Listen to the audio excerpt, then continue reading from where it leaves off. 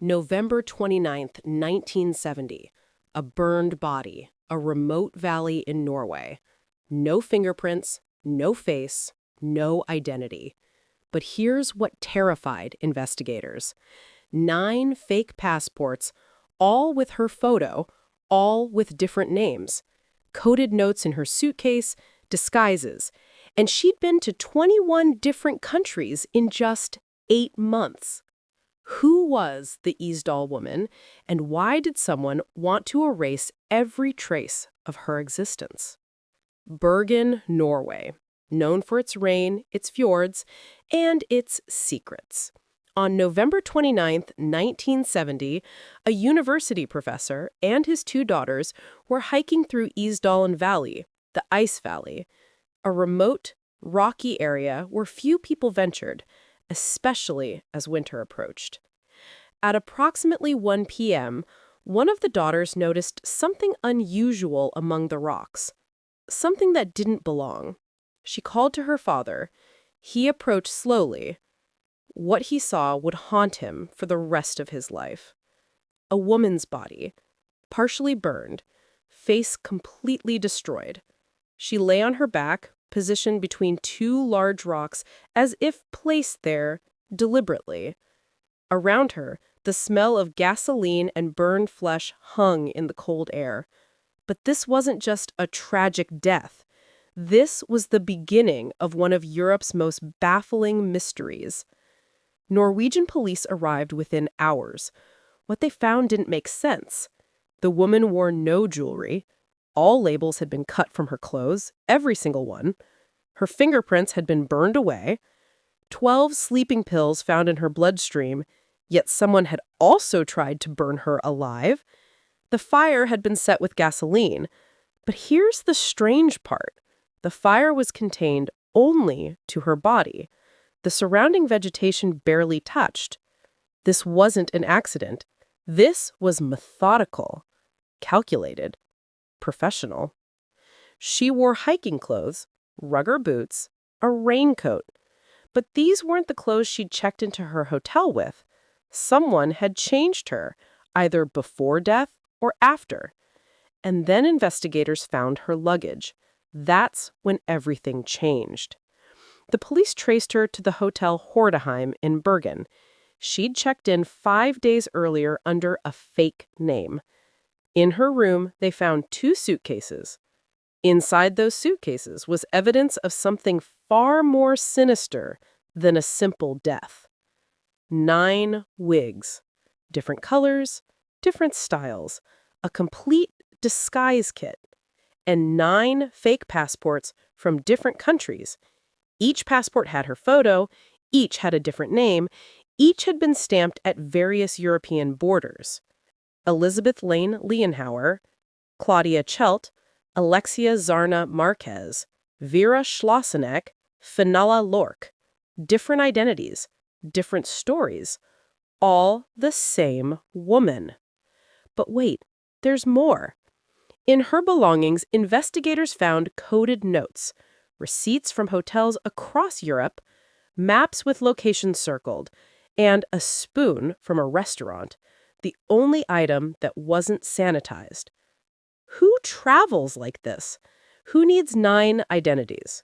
Who burns every trace of themselves? The autopsy revealed she was between 25 and 40 years old, around 164 centimeters tall, well-nourished, well-groomed. Her teeth showed expensive dental work. This wasn't a vagrant. This wasn't poverty. This was someone with resources, someone with training. But despite the quality dental work, Norwegian authorities couldn't match her records to any database. Not in Norway, not in Europe, nowhere. It was as if her real identity had been professionally erased. Norwegian police launched one of the most extensive investigations in the country's history. They had evidence, they had witnesses, they had a paper trail across Europe. Yet every lead seemed to dissolve like smoke, because someone had been watching her, and they wanted her movements tracked, but not solved. Let's talk about her final days. The Isdal Woman arrived in Bergen on November 19, 1970. She checked into the hotel Hordeheilen using the name Fenella Lorch from Belgium.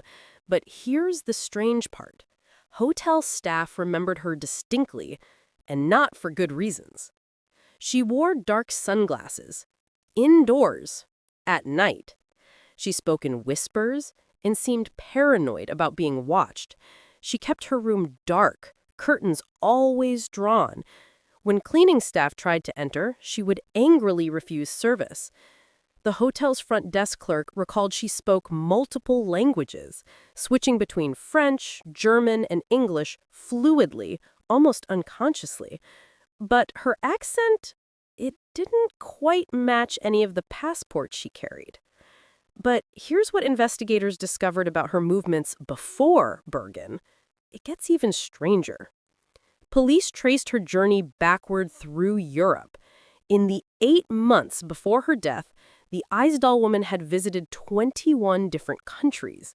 She stayed in each location for only a few days, never more than a week, always checking in under different names.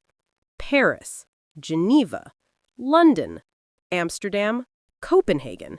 She moved in a pattern that made no sense for a tourist. She avoided major attractions. Instead, she stayed near government buildings, embassies, and military installations. And here's something that chilled investigators.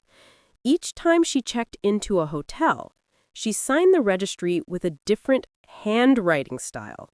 Not just a different name, different writing, different pressure, different slant, as if she'd been trained to alter even her most basic habits. Remember that spoon I mentioned?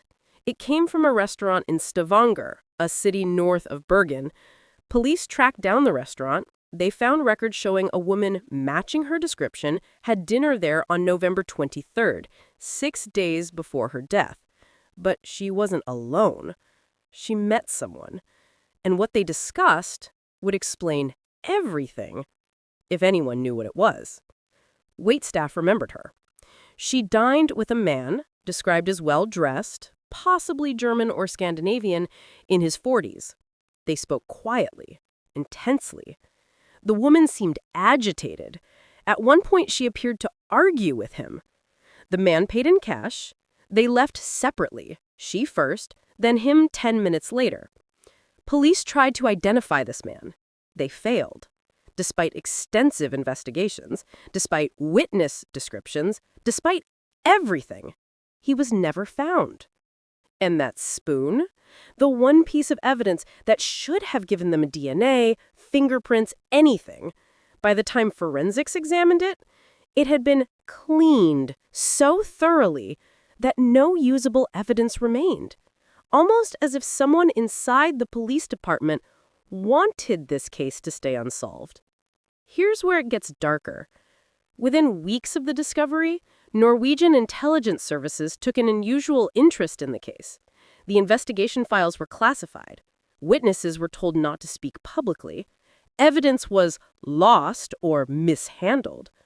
The case, which had initially sparked massive media coverage, suddenly went quiet, as if someone, somewhere, had made a call, as if someone wanted the Isdal Woman to remain unidentified.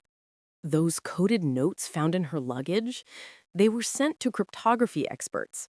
The experts determined the notes used a substitution cipher, common in Cold War espionage. But before they could fully decode them, the original notes disappeared from evidence. Only photographs remained, and those photographs showed partial translations of meeting times, locations, and what appeared to be code names. Because the Isdal Woman wasn't just running from someone, she was working for someone. And that someone had the power to bury the truth. 1970, the height of the Cold War. Europe was a chessboard where East and West played games with human lives. Intelligence agencies from multiple countries operated throughout Scandinavia. Norway, with its strategic location in NATO membership, was a hotspot for espionage. The Isdal woman's travel pattern matches that of a courier or intelligence operative. The multiple identities, the constant movement, the coded communications, the professional disposal of evidence. Former intelligence officers who reviewed the case decades later agreed. This had all the hallmarks of an intelligence operation gone wrong. Either she was a spy who was compromised, or she was a civilian caught in something far beyond her control. Over 50 years have passed. The case remains officially unsolved. But theories? Oh, there are theories. Let me walk you through the most compelling ones, and I'll tell you which one the evidence actually supports. The most popular theory is that she was a spy, likely for Israel's Mossad or possibly West Germany's BND. Here's why this makes sense. In 1970, Mossad was conducting extensive operations across Europe. They were tracking Nazi war criminals, gathering intelligence on Middle Eastern arms deals, and monitoring Soviet activities. Female operatives were commonly used because they drew less suspicion. The Isdal woman's movements align with known Mossad operations during this period. She visited cities where important intelligence meetings occurred. She stayed near diplomatic locations. Her coded notes match Israeli cryptographic styles from that era. But here's the brutal part. When operatives are compromised, their own agencies sometimes eliminate them. It's cleaner than letting them be captured and interrogated. The methodical nature of her death, the pills to incapacitate, the fire to destroy identification, the professional cleanup, this wasn't revenge. This was operational protocol. But if she was Mossad, why was she in Norway? What was her mission? Norway borders the Soviet Union. In 1970, Soviet submarines operated off Norwegian coasts. NATO had installations throughout the country. If Israeli intelligence wanted to monitor Soviet military movements or track weapons shipments to Middle Eastern countries, Norway was a logical base. The Isdal woman could have been a courier, delivering intelligence between operatives. Or she could have been conducting surveillance herself. Either way, something went wrong. What if she wasn't just a spy? What if she was playing both sides? Double agents were common during the Cold War. The rewards were high, but so were the risks. If the Isdal woman was working for Western intelligence, but was discovered to passing information to the Soviets, or vice versa, her death would have been inevitable. Both sides killed traitors without hesitation. The pills in her system suggest she may have been drugged before being killed. This is consistent with an interrogation scenario. Perhaps she was questioned about what she'd revealed, then eliminated once they had their answers. But there's a darker possibility, one that involves organized crime and something far more sinister than politics. Not all mysteries involve governments. Some involve criminals with equal reach. In the 1970s, international human trafficking networks operated across Europe. Women were recruited, moved across borders, and sometimes disappeared. Could the Isdal woman have been involved in documenting or exposing such a network? Her multiple identities and constant travel could indicate she was either investigating these operations or was part of them. If she attempted to leave or threatened to expose the network, they would have responded with extreme violence. The methodical destruction of her identity fits the pattern of organized crime eliminating witnesses. But here's why this theory is weaker.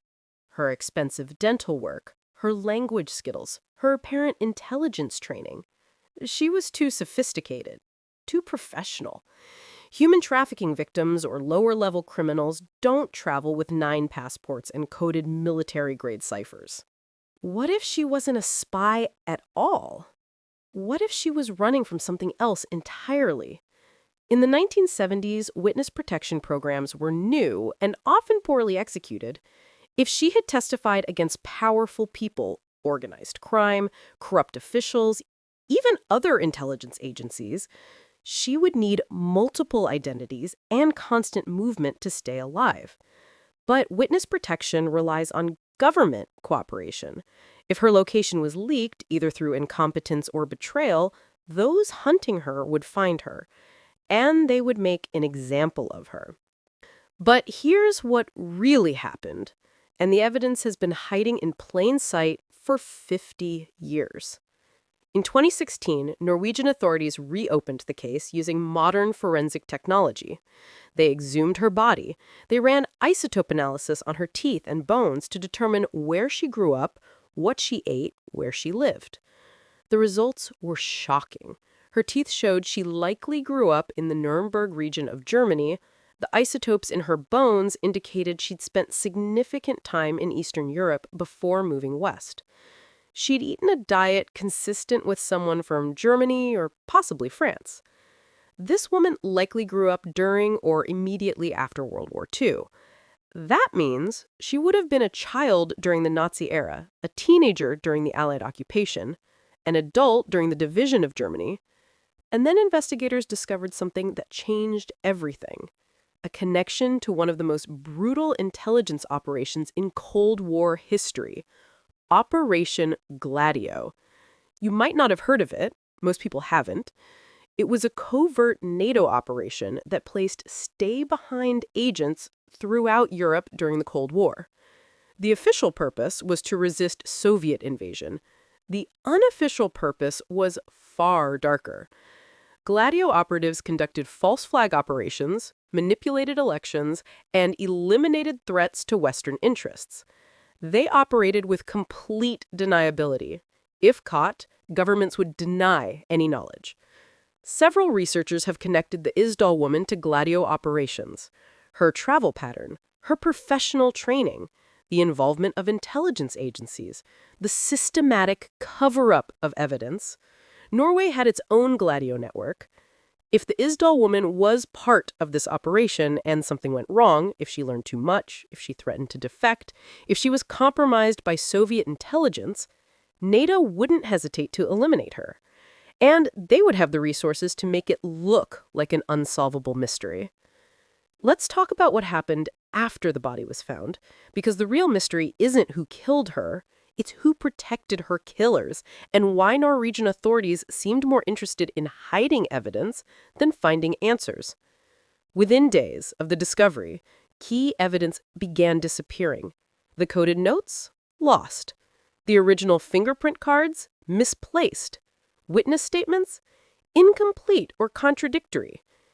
Norwegian intelligence service, E-Tjenesten, took immediate interest in the case. They classified documents, they interviewed witnesses without police presence, they removed evidence from the chain of custody.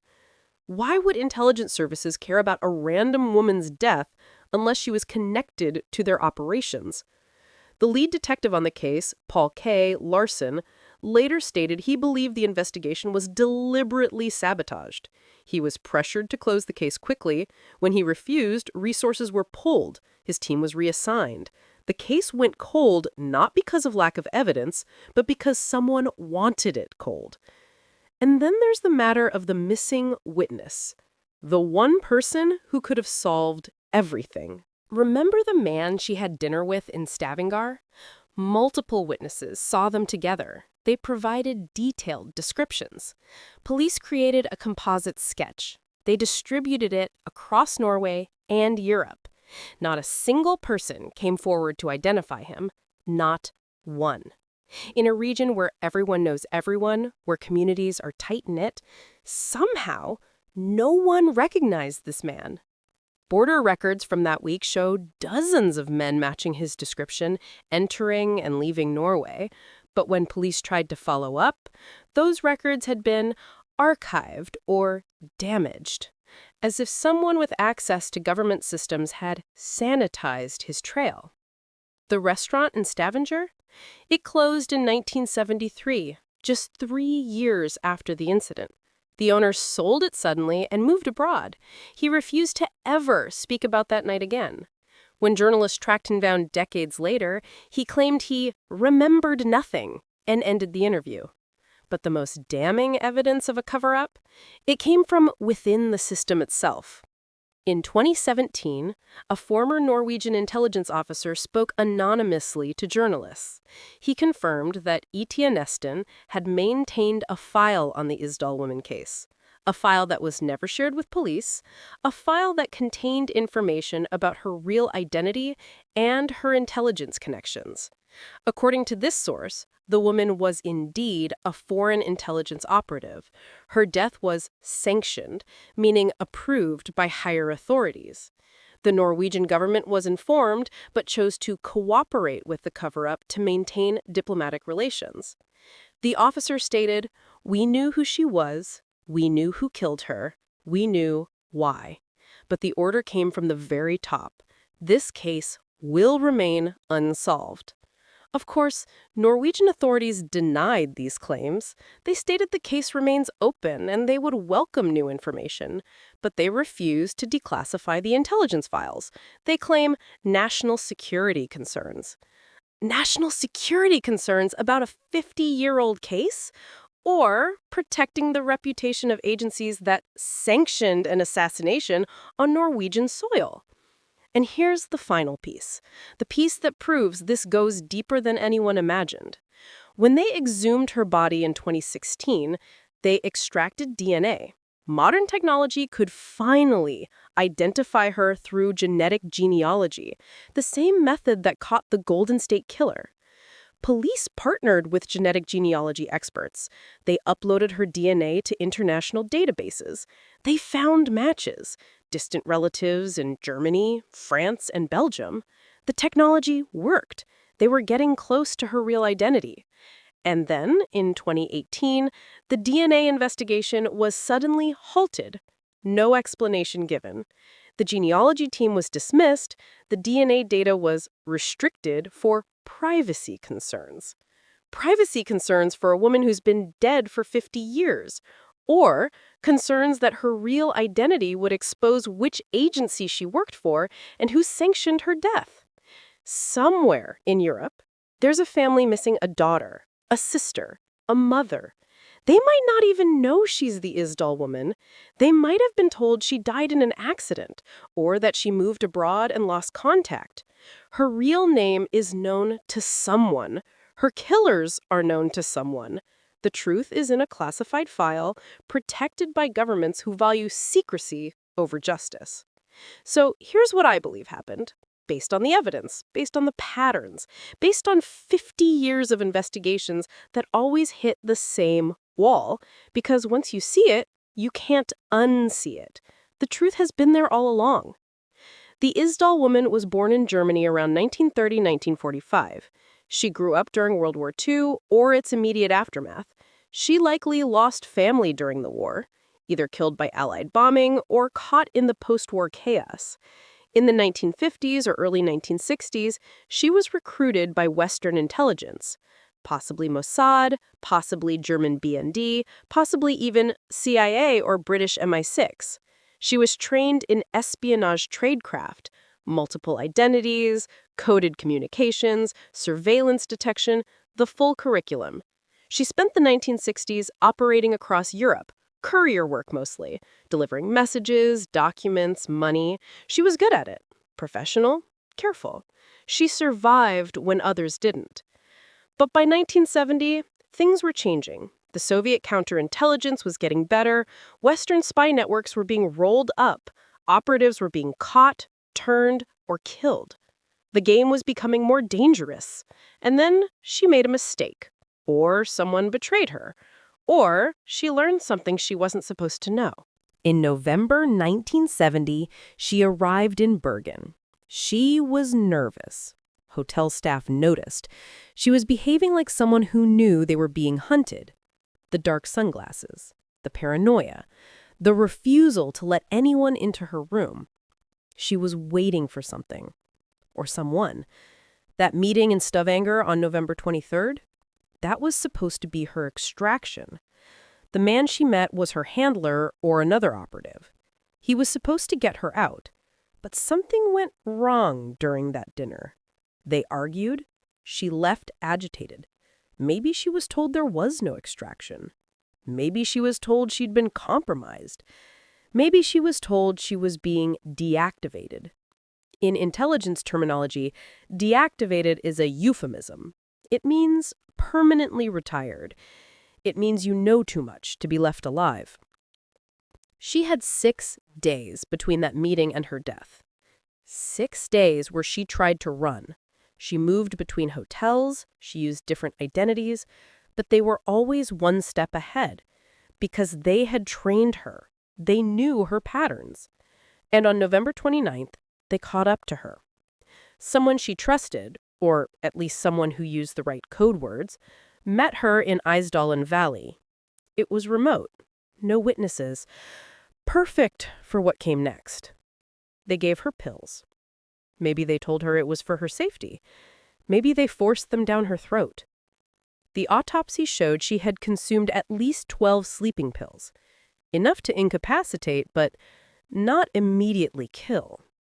Once she was unconscious, they arranged her body between the rocks. They poured gasoline over her face and upper body. They lit the fire and watched to make sure the flames destroyed her fingerprints and face.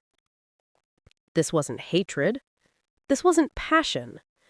This was a professional kill. Clean, efficient, deniable. They took her jewelry. They removed anything that could identify her.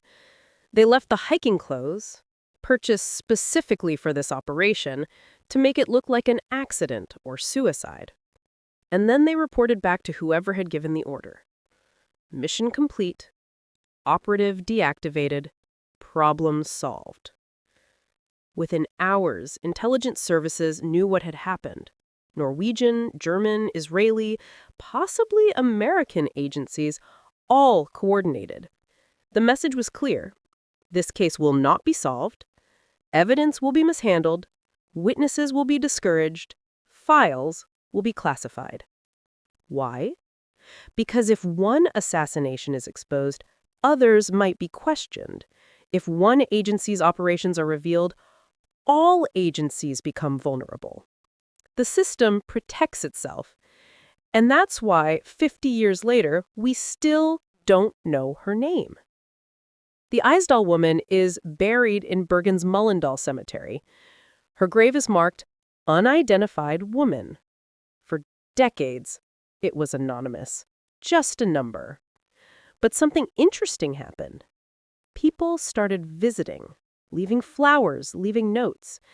She became a symbol of Cold War victims, of women erased by systems, of truths deliberately buried. In 2017, a local artist created a memorial portrait. It hangs in the Bergen police station, a reminder that she was real, that she mattered, and that her story deserves to be told, even if her name remains hidden. The Cold War is over. The intelligence agencies that operated in 1970 have reformed, rebranded, or dissolved. The people who ordered her death are likely dead themselves now. So why does the case remain classified? Because the systems that killed her are still in place. Intelligence agencies still operate in the shadows. They still recruit operatives. They still use and dispose of people when convenient. The methods have evolved, but the fundamental system remains. Admitting what happened to the Isdal Woman would mean admitting that agencies can and do assassinate their own operatives. It would mean acknowledging that national security sometimes just means protecting institutional reputation. And she's not alone. Across Europe, there are dozens of similar cases from the Cold War era. Unidentified bodies, suspicious deaths, investigations that hit walls, all with the same hallmarks of intelligence operations. Somewhere, a family is missing someone. Maybe they know she's dead. Maybe they've been told she died in an accident decades ago. Or maybe they're still hoping she'll come home, not knowing she's been in a Bergen cemetery for 50 years. The technology exists to identify her. The DNA has been extracted. Genetic genealogy could find her family within months. But that investigation was shut down. Not because it couldn't succeed, because it absolutely would succeed. And that's what makes this case so haunting. It's not unsolved because we lack the tools. It's unsolved because the truth is too uncomfortable for those in power. But here's what they didn't count on. People like you, watching this. People who refuse to forget. Every time this case is discussed, every time someone shares her story, pressure builds. Norwegian authorities receive demands for declassification, journalists file freedom of information requests, politicians are asked questions they can't comfortably answer. Eventually, documents will be declassified. They have to be. Archives don't stay sealed forever. In 10 years, 20 years, maybe 30 years, someone will find the file that contains her real name. And the truth will finally emerge. Until then, she remains the Isdal Woman. Unknown, but not forgotten. A victim of Cold War paranoia and institutional cruelty. A woman who deserved better than to be erased. Her killers thought they could erase her completely. Burn away her face, remove her identity, bury her story. They were wrong. Because every person who learns her story keeps her memory alive. Every question asked chips away at the cover-up. Every demand for truth weakens the system that protects her killers. And one day, someone will speak her name. Her real name. And justice, delayed by 50 years, will finally arrive. If this case has affected you, if you believe truth matters more than institutional comfort, there are organizations working to identify Cold War victims. The links are in the description. This is Miss Kenda reminding you that some mysteries remain unsolved, not because they're impossible to solve, but because someone powerful doesn't want them solved. Tomorrow, we're investigating another case where the system failed, where evidence disappeared, where the truth was buried. You won't want to miss it. Until then, stay vigilant, question everything, and never let them make you forget.